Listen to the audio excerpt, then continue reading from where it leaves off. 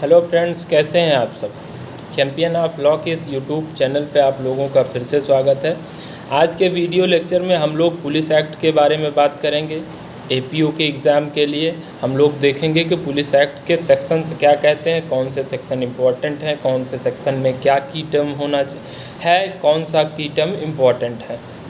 इसी के रेफरेंस में हम लोग बात करेंगे। और पिछले 5-6 साल का पेपर एनालाइज करके मैंने देखा कि पुलिस एक्ट और पुलिस रेगुलेशन दोनों मिला के 15 क्वेश्चन आ रहे हैं। तो दोनों में लगभग 7-8 क्वेश्चन पुलिस एक्ट के किसी साल आ गए, किसी साल 7-8 क्वेश्चन रेगुलेशन के आ गए। तो 7-8 क्वेश्चन ऐसे करके 7-8 अगर पुलिस एक्ट के आ गए तो 6-7 रेगुलेशन के आ गए, तो ऐसे 7-8 करके आता है। तो हम लोग पुलिस एक्ट देखेंगे पहले कि पुलिस एक्ट में क्या इम्पोर्टेंट है। सेक्शन वाइज देखते चलेंगे। सेक्शन वाइज में आपको की टर्म बता दूंगा, की टर्म से ही क्वेश्चन आते हैं। मैंने क्वेश्चन सॉल्व किया पिछले 7-8 सालों का, तो जो मुझे इम्पोर्टेंट लग रहा है मैं आप लोगों से शेयर कर रहा हूँ। चलिए शुरू करते हैं। सबसे पहले तो ये पुलिस एक्ट 1861 का है। तो 1861 का है, जिसको एसेंट मिली गवर्नर जनरल से 22 मार्च 1861 को। और इसकी कमेंसमेंट डेट नहीं है कोई सच। वो इसलिए नहीं है कि ये सेंट्रल लेजिस्लेशन है, सेंट्रल ने बनाया था इसको, लेकिन इसको स्टेट्स के ऊपर छोड़ा गया था, क्योंकि पुलिस जो है वो स्टेट का सब्जेक्ट है कि अपने स्टेट में वो जब भी उनको सही लगे वो ऑफिशियल गैजेट में निकाल कर अपने यहाँ लागू कर सकें। ये सेक्शन 46 में लिखा भी है। 46 आप देखेंगे, हम लोग देखेंगे आगे, तो वहाँ स्कोप ऑफ पुलिस एक्ट के बारे में बताया गया है। तो सबसे पहले मैं आपको बता दूं 47 सेक्शंस हैं इसमें, जिसमें 6 सेक्शंस डिलीट किए जा चुके हैं। तो उन सेक्शंस को पढ़ना नहीं जो डिलीटेड सेक्शन है। और इसके अलावा जो सेक्शंस इंपॉर्टेंट हैं उसके बारे में हम लोग डिस्कस करते चलेंगे। सेक्शन 6, 11 और 38, 39, 40 और 41 ये डिलीटेड सेक्शन है। ये ज़रूर दिमाग में रखें। आप लोग इसको पॉइंट में नोट कर सकते हैं। नोट कर लेंगे तो ये क्वेश्चन आता है कि कौन सा इसमें डिलीट किया गया है सेक्शन। तो जो भी मैं बताऊंगा आप लोगों को नोट डाउन कर लेना चाहिए। डेफिनेटली ये आप लोगों को हेल्प करेगा। तो ये 5वां एक्ट है 1861 का। और उसके बाद टोटल सेक्शन 47 है। 47 सेक्शंस हैं। और पहला सेक्शन जो है इंटरप्रिटेशन क्लास के बारे में बताता है, जिसमें डिफिनीसन दी गई है। तो 3-4 डिफिनीसन जो इम्पोर्टेंट है हम लोग देख लेते हैं। पहली डिफिनीसन मजिस्ट्रेट की इम्पोर्टेंट है। मजिस्ट्रेट क्या होता है ये बताया गया। ये कहता है the word magistrate shall include all person within the general police district exercising all और any of the powers of magistrate. तो कहता है कि मजिस्ट्रेट में ऑल पर्सन्स इंक्लूड होते हैं। कौन पर्सन? सारे पर्सन्स जो कि एक्सरसाइज कर रहे हैं मजिस्ट्रेट की पावर। एक्सरसाइजिंग ऑल और any of the powers of magistrate. तो ये कोई बहुत डिफिनीसन नहीं है, ये एक तरीके से इंटरप्रिटेशन है। हर व्यक्ति को इंक्लूड किया जाता है मजिस्ट्रेट में जो मजिस्ट्रेट की पावर को एक्सरसाइज कर रहा है। यही इतना बताया गया है। और दूसरा फिर डिफिनीसन है पुलिस का। पुलिस कौन होता है? तो इसमें कहता है the word police shell include all person who shell be enrolled under. Police वही होगा जो इस एक्ट में इनरोल हुआ होगा। इनरोलमेंट सेक्शन 8 में होता है। तो जो भी इस एक्ट में इनरोलमेंट जिसका हुआ होगा वो पुलिस है।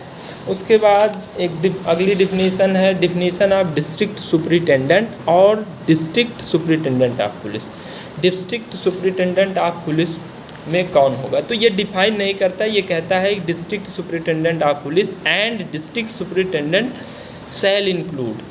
किसको इंक्लूड करेगा? Additional district superintendent of police. 4 लोग इंक्लूड होते हैं। Additional district superintendent of police, joint district superintendent, assistant district superintendent और other person appointed by general और special order of state government. और भी कोई पर्सन जो स्टेट गवर्नमेंट ने जिनको अपॉइंट कर दिया, जिनको कह दिया कि तुम डिस्ट्रिक्ट सुपरिटेंडेंट ऑफ पुलिस हो, वो डिस्ट्रिक्ट सुपरिटेंडेंट ऑफ पुलिस हो गए। तो ये 4 लोग इसमें इंक्लूड होते हैं। ये ज़रूर याद रखिए, क्योंकि सीधा ये क्वेश्चन यहीं से पूछता है कि इनमें कौन आता है कौन नहीं आता।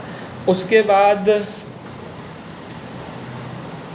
डिफिनीशन है सिविल एविएशन पर्सनल की। सिविल एविएशन पर्सनल कौन होते हैं? जो कि 2001 के अमेंडमेंट से जोड़ा गया है। The police UP amendment act 2001 के अमेंडमेंट से जोड़ा गया पुलिस सिविल एविएशन, जो कि सेक्शन 2A और सेक्शन 8A में मिलता है सिविल एविएशन पर्सनल्स के बारे में। तो सिविल एविएशन पर्सनल होते हैं such officer and employees of police aviation department posted in for the maintenance security and general administration wing of civil aviation directorate. तो जो सिविल एविएशन के मेंटेनेंस, उनके एडमिनिस्ट्रेशन, उनकी सिक्योरिटी, ये सारी चीज़ें देखते हैं, उन्हीं को ये कह रहे हैं सिविल एविएशन पर्सनल। जो बेसिकली एयरक्राफ्ट से रिलेटेड होते हैं, जो हवाई जहाज़ की उड़ानों से रिलेटेड होते हैं, उनको सिविल एविएशन पर्सनल कहते हैं। उसके बाद सेक्शन 2 आ जाते हैं हम लोग, देखते हैं constitution of the police force. Police force का कॉन्स्टिट्यूशन कैसे होता है? तो सेक्शन 2 कहता है कि पुलिस फोर्स का जो भी कॉन्स्टिट्यूशन होगा shall be formally constituted by the state government. मतलब पुलिस फोर्स का कॉन्स्टिट्यूशन कौन करेगा? स्टेट गवर्नमेंट करेगी। ऑप्शन में आ जाता है स्टेट गवर्नमेंट करेगी, डीजीपी करेगा, आईजीपी करेगा और एसपी करेगा। तो उसमें सीधा रहेगा स्टेट गवर्नमेंट कॉन्स्टिट्यूट करता है पुलिस फोर्स को। और उसके बाद आगे है कि and be deemed to be one police force and shall formally be enrolled. जो सारा स्ट्रक्चर है पुलिस फोर्स का, वो वन पुलिस फोर्स समझी जाएगी, लगा के डीजीपी से नीचे कांस्टेबल तक। ऐसा नहीं है कि डीजीपी अलग, आईजीपी अलग, डीएसपी अलग, कोई अलग नहीं, सबको एक ही स्ट्रक्चर में माना जाएगा, एक पुलिस फोर्स माना जाएगा। सीधा क्वेश्चन यही आता है, shall be deemed to be one police force, whole structure. उसके बाद आगे देखें तो ये कहता है कि it shall consist such number of officer and men and shall be constituted in manner as shall from time to time ordered by state government. State government जैसा ऑर्डर करेगी उतने लोग होंगे पुलिस फोर्स में, उसी मैनर में उनको constitute किया जाएगा। तो सारा काम कॉन्स्टिट्यूशन से लेकर कितने लोग होंगे उसमें सारी चीज़ डिसाइड स्टेट गवर्नमेंट करेगी। सीधा क्लियर, स्टेट गवर्नमेंट करेगी। उसके बाद हम लोग आ जाते हैं सेक्शन 2A, जो कि अमेंडेड है, अमेंडमेंट से आया है 2001 के। तो वही बताता है सिविल एविएशन पर्सनल के बारे में। तो ये कहता है कि option 2 civil aviation personnel not become to police force. Civil aviation personnels के बारे में ये ऑप्शन होता है, उनके लिए ऑप्शन होता है कि वो अगर 30 डेज़ के अंदर डायरेक्टर जनरल सिविल एविएशन को ये इंटेंशन से एक लेटर दे दें कि हमको पुलिस नहीं बनना है, हमको पुलिस फोर्स ना समझा जाए, तो उनको पुलिस फोर्स नहीं समझा जाएगा 30 दिन के भीतर। उसके बाद फिर duties of civil aviation personnels के ड्यूटीज़ क्या होते हैं? तो इनका ड्यूटी यही होता है maintenance of aircraft belonging to or hired by the state government. State government के जो भी एयरक्राफ्ट्स होते हैं या स्टेट गवर्नमेंट ने उनको हायर कर रखे हैं, तो उनके मेंटेनेंस को, उनके सिक्योरिटीज़ को देखना सिविल एविएशन पर्सनल्स का काम होता है, या तो लखनऊ एयरपोर्ट पे या किसी और एयरपोर्ट पे, जैसा स्टेट गवर्नमेंट ऑर्डर से ये फाइनल कर दे। और उसके बाद सेक्शन आ जाता है 3 सुपरिटेंडेंट ऑफ स्टेट गवर्नमेंट। सीधा क्वेश्चन आता है कि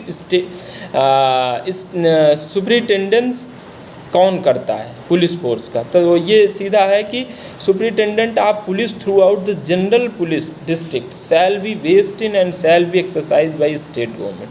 तो सीधा स्टेट गवर्नमेंट, इसका आंसर यही होगा कि स्टेट गवर्नमेंट जो है पूरे पुलिस फोर्स को सुपरिटेंड करेगी। और उसके बाद सेक्शन 4 क्या कहता है? सेक्शन 4 ये प्रोवाइड करता है कि इंस्पेक्टर जनरल ऑफ पुलिस कौन होगा।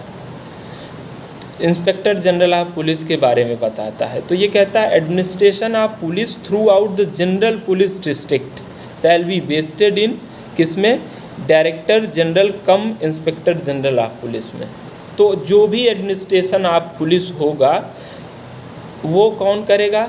Director general cum inspector general of police. और उसके बाद दूसरा इसमें कौन करेगा? दूसरा इंस्पेक्टर जनरल और डिप्टी इंस्पेक्टर जनरल। और तीसरा है assistant inspector general as the state shall deem fit. स्टेट को जैसा सही लगता है पूरे एडमिनिस्ट्रेशन ऑफ पुलिस को किससे एडमिनिस्ट्रेशन कराएगी? Director general cum inspector general of police, inspector general, deputy inspector general और असिस्टेंट इंस्पेक्टर जनरल से जैसे लगे। और ये तो एडमिनिस्ट्रेशन हो गया क्या कहते हैं जनरल पुलिस डिस्ट्रिक्ट में। और उसके बाद administration of police throughout the local jurisdiction of magistrate.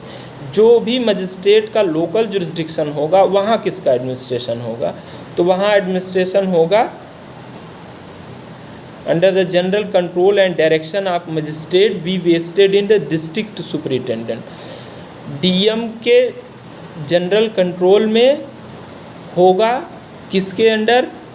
ये होगा डिस्ट्रिक्ट सुपरिटेंडेंट माने एसपी के अंदर। और सच एडिशनल डिस्ट्रिक्ट सुपरिटेंडेंट और जॉइंट सुपरिटेंडेंट और असिस्टेंट मींस असिस्टेंट एसपी और एडिशनल एसपी और एसपी, इन तीनों के अंडर जो होगा पुलिस का एडमिनिस्ट्रेशन किसी मजिस्ट्रेट के लोकल जुरिस्डिक्शन में जो होगा इन तीनों के अंडर होगा। फिर पांचवा सेक्शन है power of inspector general exercise of powers. तो ये कोई बहुत इम्पोर्टेंट नहीं है, इनको नहीं भी करेंगे तो कुछ नहीं। और उसके बाद छठा सेक्शन डिलीटेड है। सातवां section is too important, seventh section is too important, यहाँ से बार बार क्वेश्चन आया है। तो ये पावर है power to dismiss suspend reduce any police officer of the subordinate rank. तो किसी भी सबऑर्डिनेट रैंक के पुलिस ऑफिसर को का डिसमिसल कौन करेगा, सस्पेंशन कौन करेगा और उनके पोस्ट का रिडक्शन कौन करेगा, ये सेक्शन 7 बात करता है। तो ये कहता है subject to general provision of article 311 constitution. तो 311 कॉन्स्टिट्यूशन जो है उसके सब्जेक्ट होते हुए मीन्स उसको देखते हुए वहाँ क्या प्रोविज़न है उसके अकॉर्डिंग जो है स्टेट गवर्नमेंट जो है may from time to time make rule, state government rule बनाएगी और ये बताएगी कि director general cum inspector general जो होगा और deputy inspector general, assistant inspector general और district superintendent of police may from time to time dismiss suspend reduce any police subordinate to rank. तो कौन कौन? बेसिकली डीजीपी, डीआईजी और assistant inspector general और district में एसपी, ये सब क्या कर सकेंगे? किसी भी सबऑर्डिनेट पुलिस ऑफिसर्स को डिसमिस कर सकते हैं, सस्पेंड कर सकते हैं, उनके पोस्ट का रिडक्शन भी कर सकते हैं, पोस्ट को रिड्यूस भी कर सकते हैं। लेकिन ये सारी चीज़ें आर्टिकल 311 को ध्यान में रखते हुए करी जाएंगी। आर्टिकल 311 में क्या प्रोविज़न है उनको देखते हुए किया जाएगा। ये 4 लोग कर सकते हैं। ग्राउंड ऑफ डिसमिसल और सस्पेंशन और रिडक्शन क्या होगा ये भी बताता है कि if police officer has been remiss negligent in discharge of duty, वो अपने ड्यूटी में कोई नेग्लिजेंट कर रहा है और ड्यूटी नहीं कर रहा है, बार बार मिस कर रहा है, और उसके बाद अनफिट फॉर द सेम, या तो अनफिट हो गया है तो उनको डिसमिस किया जा सकेगा, सस्पेंड किया जा सकेगा। और पनिशमेंट अगर सस्पेंशन डिसमिसल ये सब नहीं होता तो उसके अलावा भी पनिशमेंट दी जा सकती है जो कि डिसमिसल, सस्पेंशन और रिडक्शन के इंस्टीड में होगा। उनके बजाय अगर डिसमिसल और सस्पेंशन ये सब नहीं किया जा रहा है तो उनके बजाय जो है क्या होगा, ये पनिशमेंट के रूप में उनको फ़ाइन लगाई जा सकती है, लेकिन वो फ़ाइन उनके सैलरी से 1 महीने का ज़्यादा नहीं होगा। और उसके बाद दूसरा पनिशमेंट ये दिया जाता है confinement to the quarters for a term not exceeding 15 days. उनको 15 दिन के लिए कन्फाइनमेंट दिया जा सकेगा क्वार्टर्स में, उनके क्वार्टर्स में। With or without drill, punishment drill, extra guard, fatigue और ड्यूटी। उसके साथ उनको ड्रिल पे भी लगाया जा सकता है, एक्स्ट्रा गार्ड की ड्यूटी दी जा सकती है उनको, और अदर ड्यूटीज़ ये सब दिया जा सकता है। और डिप्राइवेशन ऑफ गुड कंडक्ट से डिप्राइव किया जा सकता है। Removal from any office of distinction और स्पेशल एलिमेंट्स, किसी ऑफिस से उनको रिमूव किया जा सकता है। विद होल्डिंग द इंक्रीमेंट, उनका इंक्रीमेंट अगर बढ़ाया जाना है तो उसको विद होल्ड कर सकेगा, रोक देगा। प्रमोशन उनका रोका जा सकेगा। तो ये सारी चीज़ें पनिशमेंट के रूप में उनके ऊपर लगाई जा सकती हैं अगर उनको डिसमिस, सस्पेंड और रिडक्शन उनका नहीं किया जा रहा है तो। फिर सेक्शन 8 आ जाता है जो कि सर्टिफिकेट ऑफ पुलिस ऑफिसर्स की बात करता है। तो पुलिस ऑफिसर्स तो ये बताता है कि उनको एक सर्टिफिकेट दिया जाएगा, जिनको भी इनरोल किया जाएगा इस एक्ट में उनके लिए एक सर्टिफिकेट होगा। तो ये कहता है, ये सर्टिफिकेट देगा कौन? ये कहता है कि इंस्पेक्टर जनरल के सील पे होगा, या such other officer as director general cum inspector general shall appoint. तो जो भी उनको सर्टिफिकेट्स दिया जाएगा सेक्शन 8 में, उन पे किनका सील होगा? इंस्पेक्टर जनरल का होगा, या तो डायरेक्टर कम इंस्पेक्टर जनरल जिनको भी अपॉइंट कर देगा उनका सर्टिफिकेट पे सील होगा। और उसके बाद सरेंडर ऑफ सर्टिफिकेट सेक्शन 8 में ही कहता है कि सरेंडर भी करेंगे कब? Such certificate shall cease to have effect whenever police named in it ceases to be any reason to police officer और on his ceasing to be such officer shall forthwith surrendered by him to any officer empowered to receive. जब भी वो अपने post से seize करेंगे तो उस जो भी सर्टिफिकेट्स उनको मिला है वो किसी ऐसे ऑफिसर को जो उस बिहाफ पे रिसीव करने के लिए होगा उनके पास सरेंडर कर देंगे। ये क्वेश्चन आता है सीधा कि किसको, जब वो पुलिस के ऑफिस से सीज करते हैं अपने ऑफिस को, तो किसको सरेंडर करते हैं? तो जो भी इन बिहाफ पे अपॉइंट होगा, जिनको अपॉइंट किया जाएगा उनको करेंगे। उसके बाद फिर इन सेक्शन 8 के बारे में है, 8A के बारे में है इनरोलमेंट ऑफ सिविल एविएशन, तो उनका भी इनरोलमेंट उसी तरीके से होगा। फिर सेक्शन 9 के बारे में है कि police officer not to resign without leave और 2 months नोटिस। कोई भी पुलिस ऑफिसर ऐसे रिज़ाइन नहीं कर सकेगा बिना किसी लीव के या फिर किसी 2 months के नोटिस पे। बेसिकली यहाँ नोटिस देना होता है, किसी को रिज़ाइन करना है, किसी को विड्रॉ करना है। तो सेक्शन 9 में क्या कहता है? No withdrawal from the duties unless authorised by district superintendent और by some other officer authorised to grant such permission. तो किसी को भी विड्रॉ करना है अपने ड्यूटीज़ से तो उसको एसपी से या फिर किसी और जो भी ऑथराइज्ड पर्सन इस बिहाफ पे होगा उनसे परमिशन लेना पड़ेगा, तभी विड्रॉ कर सकते हो।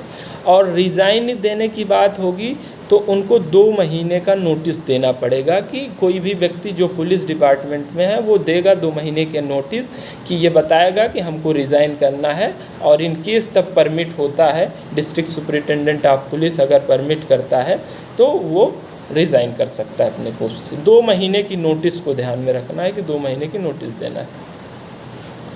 उसके बाद section 10 police officer not to be engage in other employment. जो भी पुलिस डिपार्टमेंट में होगा वो किसी और एम्प्लॉयमेंट में काम नहीं करेगा, सेक्शन 10 उसको मना करता है। कर सकता है लेकिन कब? Expressly permitted to do so in writing by director general cum inspector general. अगर director general cum inspector general उनको परमिशन दे देता है कि आप कोई और भी ड्यूटी कर सकते हैं और कहीं भी इंगेज कर सकते हैं अपने आप को, तो वो फिर कर सकता है। अदरवाइज़ उसको ये परमिशन नहीं होगा कि कहीं और एम्प्लॉयमेंट में अपने आप को इंगेज करे। Power to inspector general to make rules under section 12। 10, 11 deleted है, 12 आ जाते हैं। तो कौन रूल बनाएगा? डीजीपी बनाता है या आईजी बनाता है रूल। तो कौन कौन से रूल होंगे? Subject to approval of state government. State government जैसे ही अप्रूव करेगी उसके अधीन रहते हुए डीजीपी या आईजी उनके ऑर्गेनाइजेशन से, क्लासिफिकेशन से, डिस्ट्रीब्यूशन से, place at which the member of the force shall reside, कहाँ वो लोग रहेंगे, particular services to be found, जो भी नई पर्टिकुलर सर्विसेज बनानी होंगी उनको बनाएंगे, their inspection, description of arms, accoutrements और other necessaries to be furnished, और the collecting and communicating by them of intelligence and information, all such other orders and rules relative to police force. तो ये सारे जो भी इसमें 6 clauses दिए हैं, इनसे रिलेटेड जो भी रूल्स बनाए जाने होंगे वो डीजीपी आईजी बना सकता है, स्टेट गवर्नमेंट के अधीन रहते हुए। स्टेट गवर्नमेंट जैसा उनको डायरेक्ट करेगी वो सब की चीज़ों के अधीन रहते हुए वो रूल बना सकता है। और सेक्शन 13 के बारे में हम लोग देख लेते हैं, जो कि बहुत इम्पोर्टेंट सेक्शन है, जो कहता है additional police force employed at the cost of individual. कहीं लगता है कि पुलिस फोर्स की कमी है तो एडिशनल पुलिस फोर्स को भी एम्प्लॉय किया जा सकता है at the cost of individual. जो उनको एम्प्लॉय कराना चाहता उनके कॉस्ट पे एडिशनल पुलिस फोर्स को भी एम्प्लॉय किया जा सकता है, सेक्शन 13 बताता है। जिसमें ये है कि हाँ, डीआईजी से लगा के एसपी तक, है ना, डीआईजी, उसके बाद IGP, DIG, deputy inspector general of police, assistant inspector general of police या एसपी किसी भी ज़िले का अगर चाहे तो subject to general direction of magistrate of the district on the application of person showing the necessity thereof, किस व्यक्ति के एप्लीकेशन पे जो इस बात की नेसेसिटी दिखा रहा है क्या कि एडिशनल पुलिस फोर्स को एम्प्लॉय किया जाना चाहिए, depute any additional number of police force, keep the peace at any place, peace को बनाए रखने के लिए, शांति बनाए रखने के लिए किसी भी व्यक्ति के एप्लीकेशन पे director general of police, inspector general of police और deputy inspector general of police, assistant inspector general of police and SP, ये लोग किसी भी व्यक्ति के एप्लीकेशन पे शांति को बनाए रखने के लिए एडिशनल पुलिस फोर्स को एम्प्लॉय कर सकते हैं। सेक्शन 13 जो कि बहुत इम्पोर्टेंट सेक्शन है। ऐसा पैसा किससे लिया जाएगा? चार्ज भी लिया जाएगा, जिनको एम्प्लॉय किया जाएगा पैसा दिया जाएगा। तो कहता है at the charge of person making application, जो एप्लीकेशन ये दे रहा है उसी से ये पैसा लिया जाएगा, जो भी एडिशनल पुलिस फोर्सेस को पैसा दिया जाएगा उन्हीं से पैसा लेकर दिया जाएगा।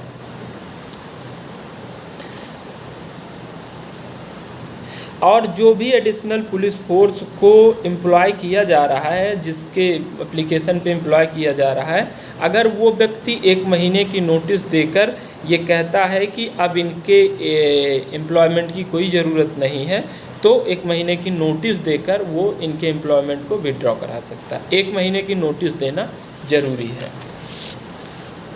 उसके बाद हम लोग आ जाते हैं appointment of additional police force in neighbourhoods of the railway and other. Section 14 भी इम्पॉर्टेंट है। ये कहता है कि जो भी एडिशनल पुलिस फोर्स का किसी नेबरहुड के स्टेट में रेलवे या कैनाल या अदर पब्लिक वर्क और मैन्युफैक्चरी और कॉमर्शियल कंसर्न, इन सब के बारे में किसी एडिशनल पुलिस फोर्स को एम्प्लॉय करना है, तो सेक्शन 14 प्रोविज़न करता है कि इंस्पेक्टर जनरल ऑफ पुलिस जो है स्टेट गवर्नमेंट के परमिशन से, उनके कंसेंट से ऐसे एडिशनल फोर्स को कहीं रेलवे, कहीं कैनाल, कहीं अदर पब्लिक प्लेस या किसी मैन्युफैक्चरी या फिर कॉमर्शियल कंसर्न के उससे एम्प्लॉय कर सकता है। सेक्शन 14 में कौन करेगा? Inspector general of police. किसके आदेश पे, किसके कंसेंट से? स्टेट गवर्नमेंट के कंसेंट से। उसके बाद सेक्शन 15 के बारे में है quartering of additional police force in disturb और डेंजरस डिस्ट्रिक्ट। सेक्शन 15 जो कि ये बहुत इंपॉर्टेंट सेक्शन है, 15 इज़ टू इम्पॉर्टेंट। ये कहता है declaration of any area to be disturb और डेंजरस एरिया।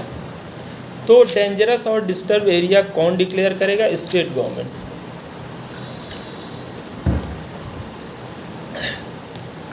स्टेट गवर्नमेंट जो है किसी भी एरिया को अगर उसको लगता है तो प्रोक्लेमेशन के थ्रू ये कह सकती है कि ये डेंजरस और डिस्टर्ब एरिया है। अब उस डेंजरस और डिस्टर्ब एरिया जो है वहाँ employment of additional police force कौन करेगा? वो करता है आईजीपी या other authorities bye state government. अगर इंस्पेक्टर जनरल या स्टेट गवर्नमेंट ने किसी और को इसके लिए अपॉइंट किया है कि जो भी डिस्टर्ब और डेंजरस एरियाज़ हैं वहाँ एडिशनल फोर्सेस की ज़रूरत है, तो इंस्पेक्टर जनरल और स्टेट गवर्नमेंट ने जिनको अपॉइंट किया है इसके लिए वो वहाँ एडिशनल पुलिस फोर्सेस को एम्प्लॉय कर सकती हैं। उसके बाद cost of additional police force, ऐसी एडिशनल पुलिस फोर्स पे जो भी कॉस्ट्स आएंगी उनको कौन देगा? तो वहाँ के जो इनहेबिटेंट्स होंगे एरिया के उनके ऊपर ऐसा कॉस्ट लगाया जाएगा। उनके मेंटेनेंस को अगर पुलिस फोर्स को एडिशनल पुलिस फोर्स को रखा जा रहा है तो inhabitants of that area will carry such charges, है ना। ये हो गया। और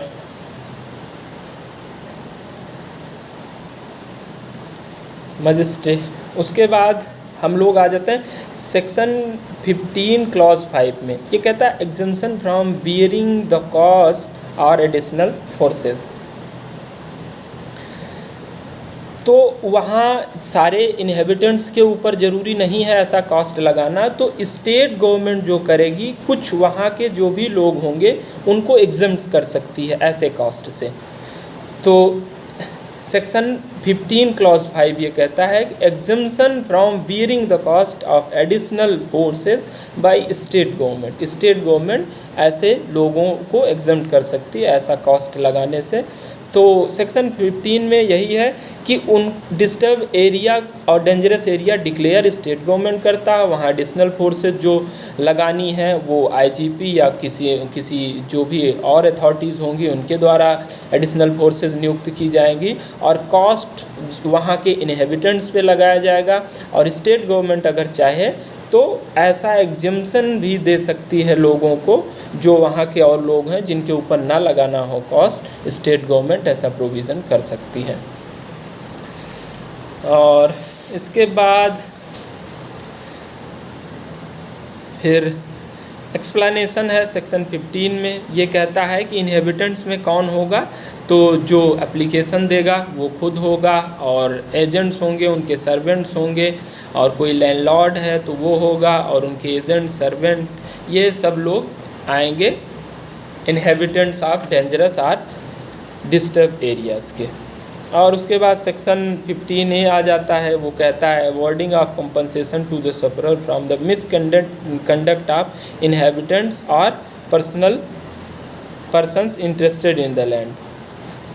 तो ये सेक्शन 15A कहता है कि कंपनसेशन अवार्ड किया जाएगा जो भी इनहेबिटेंट्स वहाँ सफ़र कर रहे होंगे। तो ये कहता है this section laid out the procedure of awarding compensation किसको, to whom death, grievous hurt और इंजरी हैज़ बीन का, जिनको वहाँ उस डिस्टर्ब एरिया में जिनकी मृत्यु हो गई, जिनको ग्रेवियस हर्ट हुआ है, जिनको कोई और इंजरी हुई है, या फिर टू हुज प्रॉपर्टी लॉस और डैमेज, या जिनके प्रॉपर्टी को लॉस या डैमेज हुआ है उनको क्या है कंपनसेशन दिया जाएगा। इनहेबिटेंट्स के मिसकंडक्ट से हुआ है तो उनको कंपनसेशन सेक्शन 15A में दिया जाता है। और कौन कंपनसेशन दिला सकेगा, competent authority to grant compensation, तो डीएम या एसडीएम इसके लिए नियुक्त होता है कंपनसेशन दिलाने के लिए। मजिस्ट्रेट ऑफ डिस्ट्रिक्ट और sub divisional magistrate with in such area is situated. तो डीएम या एसडीएम कंपनसेशन दिला सकता है। और उसके बाद फिर exemption from payment of compensation. State government को ऐसा लगता है कि कोई भी व्यक्ति को ऐसा एग्जम्पशन दिया जाना चाहिए जिनसे पेमेंट नहीं कराया जाना चाहिए, तो उनको एग्जम्प्ट कर सकती है। और उसके बाद फिर सेक्शन 16 आ जाते हैं हम लोग, कहता है recovery of money payable under section 13, 14, 15 और 15। इन सब में जो भी कॉस्ट या कंपनसेशंस लगाए गए हैं सेक्शन 13, 14, 15 और 15A में, सेक्शन 16 उनके बारे में बताता है कि कैसे उनका रिकवरी किया जाएगा। तो कहता है कि according with the provision of 421 और 422 ऑफ क्रिमिनल प्रोसीजर कोड, या फिर by suit in any competent court, या तो आप सूट कर दीजिए कंपनसेशन लेने के लिए, ऐसा कॉस्ट लेने के लिए, या फिर प्रोविज़न 421 और 422 CRPC के थ्रू जो भी प्रोविज़न्स हैं उनके थ्रू ऐसा कंपनसेशन या ऐसा जो भी कॉस्ट इम्पोज किया गया है लिया जा सकता है। और सेक्शन फिर 17 आ जाते हैं जो कि बहुत important section, very important section, special provision, special police officer के बारे में बताता है कि कौन स्पेशल पुलिस ऑफिसर होगा, कौन अपॉइंट करेगा। तो कहता है कि व्हेन स्पेशल पुलिस ऑफिसर, कब स्पेशल पुलिस ऑफिसर को अपॉइंट करने की ज़रूरत है, जब कोई अनलॉफुल असेंबली दिख रही हो, कोई रॉयट हो रहा हो, कोई डिस्टर्बेंस हो किसी पीसफुल प्लेस पे, या फिर ऐसा होने का कोई चांस है, तो इस केस में स्पेशल पुलिस ऑफिसर्स की नियुक्ति की जा सकेगी।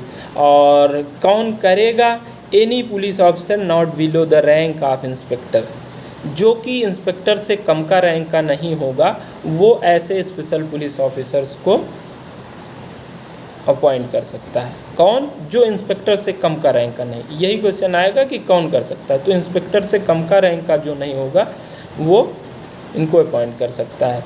और उसके बाद who as appointed as special police officer special police officers के रूप में किसको अपॉइंट किया जा सकेगा, तो residents of neighbourhood are act as special police officer for such time within such limits as deemed necessary. जो भी नेबरहुड स्टेट्स के डिस्ट्रिक्ट्स के स्टेट क्या होंगे, लोग रेजिडेंट्स होंगे वहाँ के, उनको ही स्पेशल पुलिस ऑफिसर्स के रूप में नियुक्त किया जा सकता है। और उसके बाद powers of special police officers का क्या पावर होगा, वो सेक्शन 18 बताता है। सेक्शन 18 बताता है कि जैसे ऑर्डिनरी पुलिस ऑफिसर्स का पावर होगा वैसे सेम पावर उनका होगा। सीधा क्वेश्चन आता है कैसा पावर, तो जैसे same as ordinary police officers power, special power police officers की वही पावर होगी। और सेक्शन 19 भी इम्पॉर्टेंट है, जो कि सेक्शन 17 के साथ ही पढ़ा जाना चाहिए। ये कहता है refusal to serve as special, कोई व्यक्ति जिसको स्पेशल पुलिस ऑफिसर बनाया जा रहा है, अगर वो रिफ्यूज़ कर देता है कि उसे स्पेशल पुलिस ऑफिसर नहीं बनना है, तो उसके लिए क्या पेनल्टी होगी, ये बताया गया सेक्शन 19 में।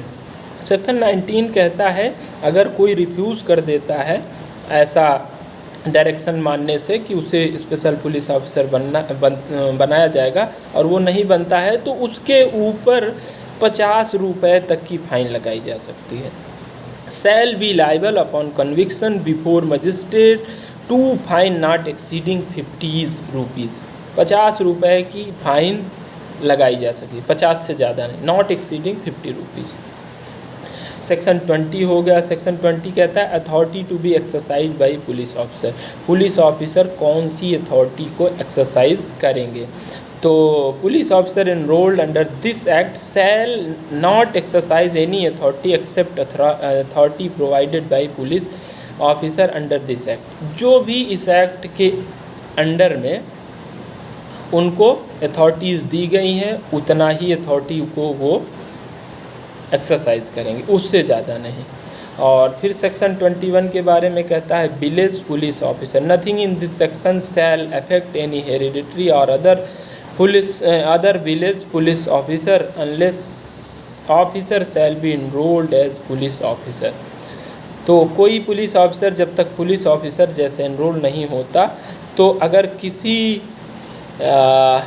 विलेज में कोई व्यक्ति पहले से पुलिस ऑफिसर जैसा काम करता आ रहा है तो वैसे ही करता आएगा, ये सेक्शन 21 कहता है। सेक्शन 22 कर लेते हैं जो कि लास्ट है, इसके बाद अगले वीडियो में हम लोग करेंगे। Police officer always on duty and may be employed in any part of district.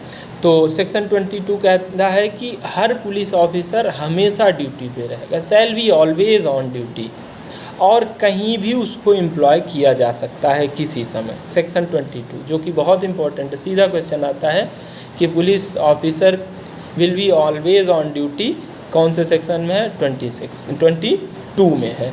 तो हम लोग आज यहीं तक करते हैं, नेक्स्ट वीडियो में हम लोग और जल्दी कर लेंगे क्योंकि सेक्शंस आगे के छोटे हैं, तो अगले पार्ट में हम लोग इसको कंप्लीट कर लेंगे। आप लोगों को करना है कि सेक्शंस के मार्जिनल नोट्स ज़रूर याद रखें, उनके की टर्म्स है, कौन किसको अपॉइंट कर रहा है और कौन नहीं अपॉइंट कर रहा है, किन में कौन कंपनसेशन किस पे लगा रहा है, कौन नहीं लगा रहा है। तो नेक्स्ट वीडियो में हम लोग आधे घंटे में ये पुलिस एक्ट ख़त्म कर लेंगे और फिर जो भी क्वेश्चन आएगा की टर्म याद रख के हम लोग कर लेंगे। तो चलिए नेक्स्ट वीडियो में अगला पार्ट हम लोग कवर करेंगे। Thank you for watching.